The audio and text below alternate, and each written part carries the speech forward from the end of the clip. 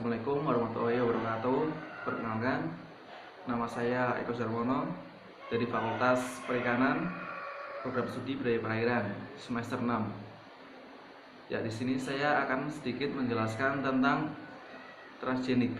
Apa itu transgenik dan apa saja keuntungan dari transgenik untuk budidaya perairan.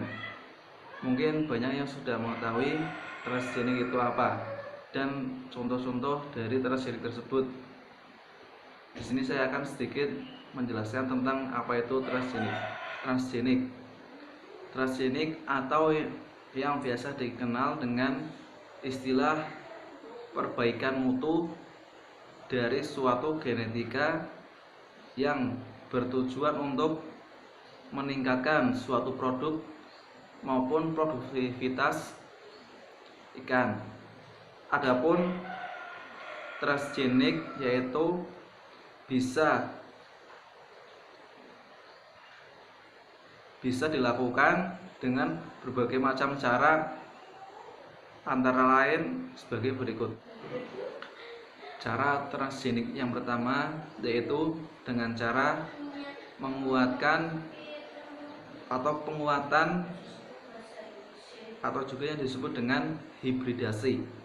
Tujuan hibridasi tersebut yaitu agar mendapatkan bibit yang unggul daripada dengan bibit yang lainnya, dan juga lebih baik dari bibit yang tidak menggunakan cara transgenik, yaitu dengan cara mendapatkan bibit secara alami atau dari alam langsung.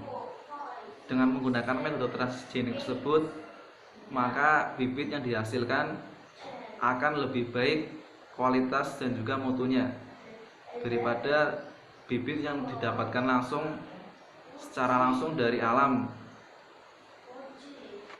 Cara transgenik yang kedua yaitu dengan cara memanfaatkan keunggulan ikan jantan. Sebagai contoh, seks reversal, androgenesis maupun genogenesis, dan juga pembentukan pejantan yang super. Terus selanjutnya transgenik yang ketiga yaitu perlu menentukan atau menyeleksi ikan yang akan digunakan untuk transgenik. Kenapa perlu diseleksi ikan-ikan tersebut untuk transgenik? Karena pada dasarnya transgenik yaitu untuk mendapatkan hasil yang baik atau bibit yang baik. Nah, untuk mendapatkan bibit yang baik tersebut, kita perlu menggunakan indukan-indukan yang berkualitas super, berkualitas baik dan juga mutunya baik. Kita perlu menyeleksi calon-calon indukan yang baik dengan kualitas yang super. Karena jika melakukan transgenik menggunakan indukan yang tidak baik, maka hasilnya sama saja. Hasilnya tidak akan mendapatkan bibit yang baik. Transgenik pun dianggap tidak berjalan dengan baik, karena pada dasarnya transgenik itu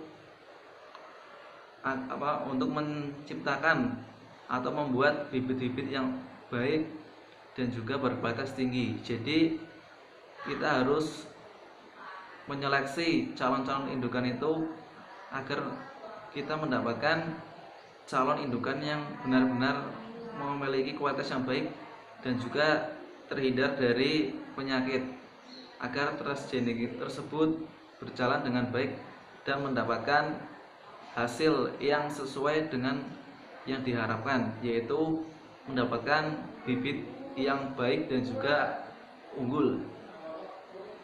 Menurut Hackett 1993, ada 3 faktor utama yang sangat penting agar mendapatkan ikan transgenik yang memiliki kualitas yang baik. Tiga faktor utama tersebut yang sebelumnya disampaikan oleh Hackett antara lain sebagai berikut. Faktor yang utama atau yang pertama yaitu mempersiapkan konstruksi gen yang tersusun atau gen penyandu protein, dan juga elemen regulation yang mengontrol atau yang mengendalikan sebuah ekspresi gen. Terus faktor utama yang selanjutnya atau yang kedua yaitu mengintroduksi konstruksi gen ke dalam inti sel embrio yang sedang berkembang agar supaya bisa didistribusikan ke bagian dalam semua jaringan tubuh ikan atau sel tubuh ikan. Terus selanjutnya yaitu faktor yang ketiga. Faktor yang ketiga mengidentifikasikan suatu individu ikan yang bertujuan untuk mengekspresikan suatu gen ikan yang asing atau transgen. Ya, untuk selanjutnya yaitu contoh penggunaan atau aplikasi transfer gen dalam bidang aquaculture. Yang pertama yaitu peningkatan pertumbuhan ikan. Jadi ikan tersebut akan tumbuh lebih cepat daripada ikan-ikan yang tidak ditransfer gen atau ikan-ikan biasa yang transfer aplikasi transfer gen. Ya, untuk yang selanjutnya yaitu peningkatan terhadap daya tahan tubuh yang baik terhadap suhu dingin. Jadi ikan yang ditransfer gen tersebut akan tahan terhadap cuaca yang dingin. Ya, untuk selanjutnya yaitu yang ketiga, peningkatan daya tahan tubuh ikan terhadap patogen atau penyakit. Jadi ikan-ikan yang sudah ditransfer gen atau yang sudah mengaplikasikan transfer gen dalam bidang aquaculture, ikan tersebut akan memiliki daya tahan tubuh lebih bagus dari patogen daripada ikan-ikan yang tidak menggunakan atau tidak mengaplikasikan transfer gen tersebut. Jadi ikan-ikan tersebut akan lebih memiliki daya tahan yang baik dari penyakit yang menyerang ikan. Ya, untuk yang terakhir yaitu yang saya sampaikan yaitu tentang kekurangan dan kelebihan atau keuntungan dari transgenik itu tersendiri. Yang pertama itu keunggulan dari transgenik. Keunggulan transgenik yaitu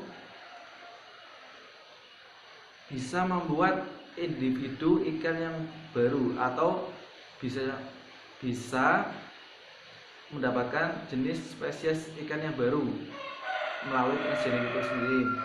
Terus selanjutnya yaitu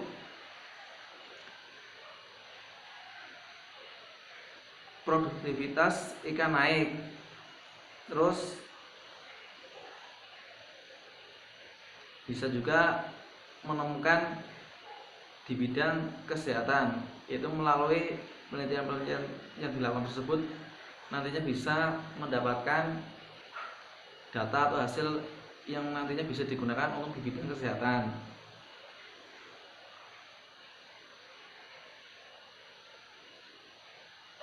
Terus selanjutnya itu kekurangan dari transgenik tersebut. Kekurangannya itu bisa mengganggu ekosistem. Jadi ikan-ikan hasil transgenik tersebut bisa mengganggu ekosistem karena ikan transgenik bisa tumbuh dengan cepat dan juga otomatis pertumbuhan yang cepat tersebut diimbangi dengan pola makan yang banyak. Jadi bisa mengganggu ekosistem karena memiliki nafsu makan yang tinggi. Jadi ikan-ikan yang tidak dilakukan transgenik nantinya akan kalah bersaing dalam merebutkan makanan.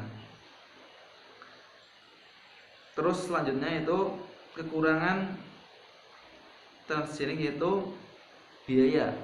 Biaya yang dibutuhkan untuk melakukan transgenik itu mahal karena dibutuhkan laboratorium yang memiliki sarana dan prasarana yang memadai untuk melakukan transgenik. Ya mungkin seperti itu dari saya. Ya contoh-contoh ikan yang dilakukan transgenik antara lain yaitu ikan salmon, terus ikan zebra, ikan hias. Ya mungkin sekian dari saya. Bila ada kekurangan saya mohon maaf. Wassalamualaikum warahmatullahi wabarakatuh.